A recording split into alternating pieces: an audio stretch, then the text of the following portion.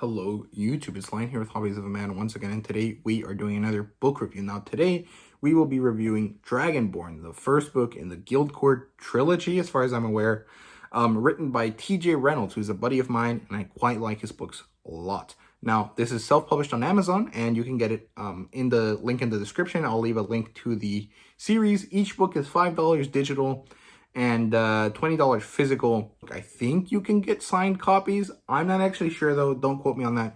I did see it a long time ago when the first book was releasing, and I've had my eye on that. I might want to pick up one of those and ask him, hey man, can you send me one? Obviously, because I really liked this story. Now, the genres here are fantasy, and I would classify this as epic fantasy more than anything.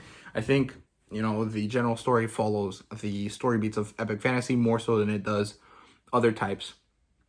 And this is Litrpg Cultivation, which is an Asian genre of... It's very similar to Litrpg in the sense that there's levels and stuff, but it also has a kind of like spiritual aspect to it that I think is derived from Taoism, I think. There's a certain spirituality aspect that gets included into cultivation that I'm not really sure about. I think I have read a few cultivation stories. One of them written by TJ Reynolds, actually, under the name Atlas Kane, with Grayson Sinclair, which was Wyvern Academy. And I think I've read another cultivation story, but I haven't reviewed it on the channel yet. It's by... I can't remember her name, but I'll put it up on the screen so you guys can see what I'm talking about. And the last genre here is Dungeon Core, which is a genre that I also haven't read much of. Basically, it's one of the characters is part of the dungeon. Like, it's the soul that resides in the dungeon that kind of controls everything. And this is a relatively famous subgenre of isekai light novels and manga, as far as I'm aware, although it hasn't been very common in the US. There is stuff coming in, but as far as I'm aware, this is a dying trend in Japan already. So I haven't read much of it, but I do want to, especially after reading this book. I think it's a very cool introduction to these genres, and it's really enjoyable, you know, and I want to check more out of it. So yeah, the premise here is kind of difficult to explain. TJ Reynolds has a very nice small quote on the synopsis of it that I'll put up right here so you guys can see what I'm talking about. And I think it sums it up pretty well, but it doesn't actually articulate how the interactions of the characters go. It's basically, you follow 3 characters, but essentially it's 2 different storylines, and they kind of run parallel and then converge. And basically it's these people in different areas and places with different backgrounds joining together to finish a quest, very epic fantasy style. And I quite enjoyed it. I think it's very good. And there's a lot of, you know, world building that happens here that is very enjoyable.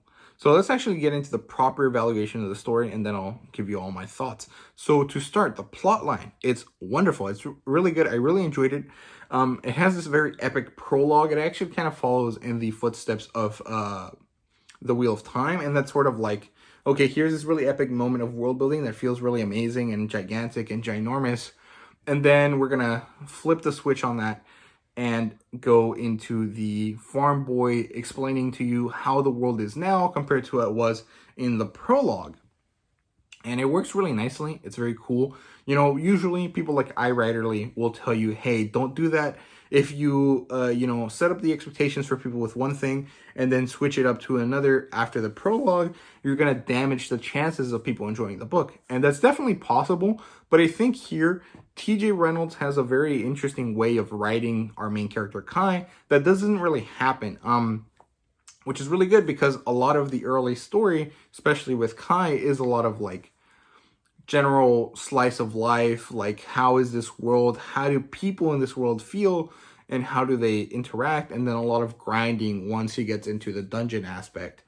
And this is very nicely paralleled with Rona's story, the female main character, as she goes from being this soldier into being this kind of like pacifistic, slightly more like monk-like character, and goes on a journey that eventually, while running parallel, joins up with Kai and the Dungeon Core, which is Bancroft. So I really like that.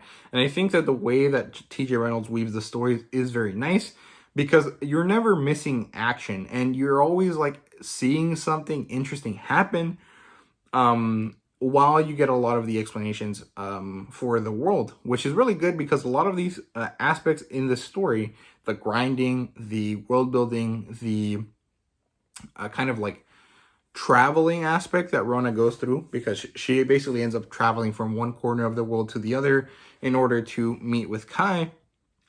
You always get some action woven in, and so it actually stops it from being boring, which is something that doesn't really happen that often in stories like this, as far as in my experience. Things like The Rising of the Shield Hero, which is a very similar concept to this, except for the dungeon core aspect, has a lot of grinding in it early on, which is refreshing when it came out, because a lot of people would skip that, but it's actually kind of boring to read. So I really like that, the action was woven in such a way that it isn't boring. The best example of this was actually when there was grinding, and Kai had to grind levels and Bancroft had to do other stuff with the world building. And so you have both of those things running in parallel, and they're interwoven in such a way that you always see Kai fighting a monster and, doing it well. But you never get bored of the fact that he's fighting monster after monster after monster, because Bancroft's explanation of his system and the way that the world works is interwoven into it. And it's kind of very similar to the whole sex position thing that they did in Game of Thrones, where it's like throw something hot on the screen while you're talking about the world and the politics and stuff in order to keep people's attention. It's the same principle here, except it's like throw some action on the screen while you're explaining stuff. And I really like that. I think it works really, really well. And I think it's a show that TJ Reynolds is a good writer. And, I respect that quite a lot. So, yeah, I mean, the plotline was great. I really enjoyed the early half of the story because of that grinding and interweaving of exposition and stuff, because world building is my favorite aspect of fantasy. And I love it when, people take the time to build it up. Because a lot of the time in these kind of like, smaller genres, a lot of people skip all of that in order to get into the meat of the story, like the action. And I always feel like they're missing the, coolness of fantasy because they don't take the time to get into world building. But that's like a personal opinion, so no worries if you feel differently. So, the characters here are great. I think they're my favorite part of the story. I really like each of them. So, we have three main characters. We have Kai, we have Bancroft, and Rona. So, Kai is the traditional epic fantasy farm boy. He is down on his luck. He doesn't have anyone. He's been adopted by his uncle. And he's an outsider into the village that he lives in, right? Very similar to Aragon. Not exactly like Rand. But, there's a lot of different types of main characters like that in epic fantasy. And I really like him. He has a very, specific way of looking at the world that maybe is a little too idealistic for my taste, but he makes it seem like I'm just down on my luck right now. I'll eventually make it. I'm going to succeed. I'm okay. I just need to keep working. And I really love that. I think it's a very, great way to look at the world. Obviously, maybe it doesn't work in real life, but it's a very nice ideal to kind of strive to have. And I really like that a lot. I respect this character quite a bit. He's a little bit naive, obviously, because he's a farm boy. And that's kind of like the defining character of those farm boy characters. It's always like, oh yeah, they're just kind of naive and don't really know how the world works, but it's okay. They will eventually learn it through the process of their journey, which is fine. Now, Bancroft is probably my favorite out of the three characters. Kai being my least favorite, but still very high up there. I think he's a great character. Now, Ban is so funny.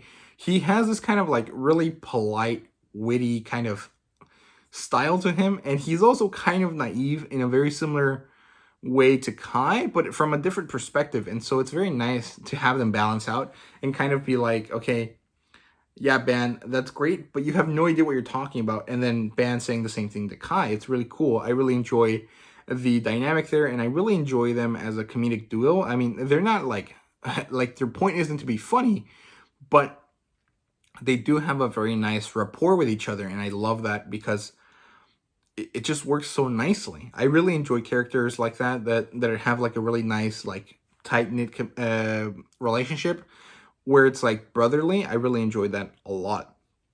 Rona is my second favorite character, obviously by, process of elimination. I love her. She's such a badass.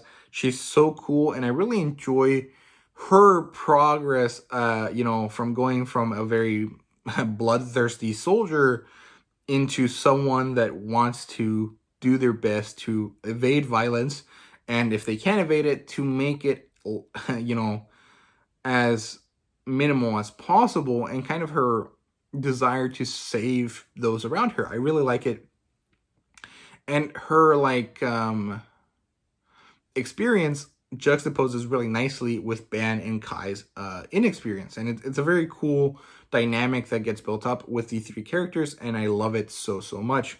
Again, TJ Reynolds' writing shines through here, and you can really see that he worked really hard on these characters. Now, world building wise, it's great. It's very good. I really enjoy a lot of it. It has a lot of symbolism. Like, there's 3 countries, and each country is represented by a different creature.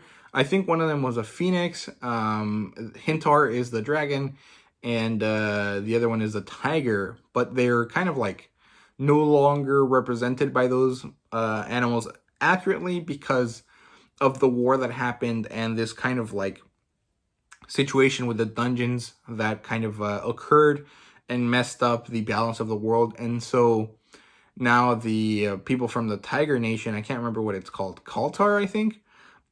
If that's not correct, I'll put it up here. And I just enjoy how everything gets woven in. Just the way that he, does the exposition is very good.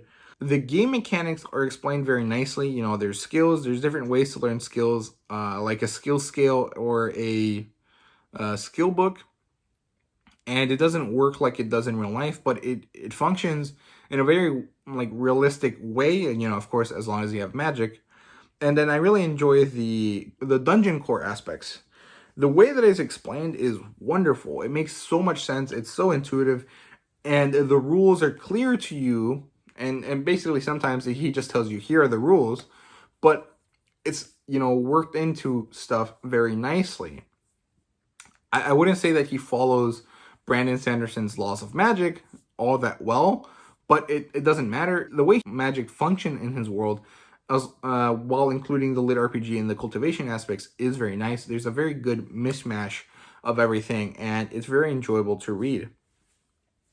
So yeah, there's no art in this book. There's no fan service either, although there are some suggestive jokes and kind of like Kai checking out Rona and being like, holy shit, this woman is gorgeous, which honestly, understandable, like, if she's that badass, I would check her out too, right? That was a joke, by the way. Yeah, so the rating here is a 5 out of 5. There was actually some extra little details of information that was given at the end of the book that I really enjoyed. Like, there was this whole scene where, like, Rona is enjoying a pastry. And I don't know why. It was just so fun. And at the end of the book, TJ Reynolds includes a recipe for one of these cakes or, like, bread or something. And I thought that was such a fun addition. It's very, enjoyable. And it's something that he didn't have to do, but that doing actually added a bit of, enjoyment to the read. At least in my opinion, since I like cooking and stuff. So, yeah, there's a lot of extra little tidbits of information that I thought were really enjoyable. And I definitely want to pick this up in physical, preferably getting it signed by TJ Reynolds, because I just really enjoyed this whole experience. It was wonderful. Yeah, so I definitely recommend this title. I think it's very good. And similar titles, though, I don't think that I know any. I mean, in terms of, like, the game aspect, I could probably name a few, but they don't really capture the same kind of, like, coolness or kind of enjoyable aspects of the game like this does. So I guess if you like this, you might like Rising the Shield Hero, Danmachi, or in English, it's Is It Wrong to Try to Pick Up Girls in a Dungeon? Or, something along those lines. But I'm not exactly sure, and I don't know enough about these genres, cultivation and dungeon core specifically, to really, recommend anything else in that same vein. So yeah, that's it for me. I hope you guys enjoyed this video. If you did, please leave a like, subscribe, and comment down below. Let me know what you thought. Thank you guys very much for checking out the video. And please make sure to check out TJ Reynolds' author page on Amazon and his Facebook page. I'll leave them both in the description. Thank you guys very much once again, and see you guys later.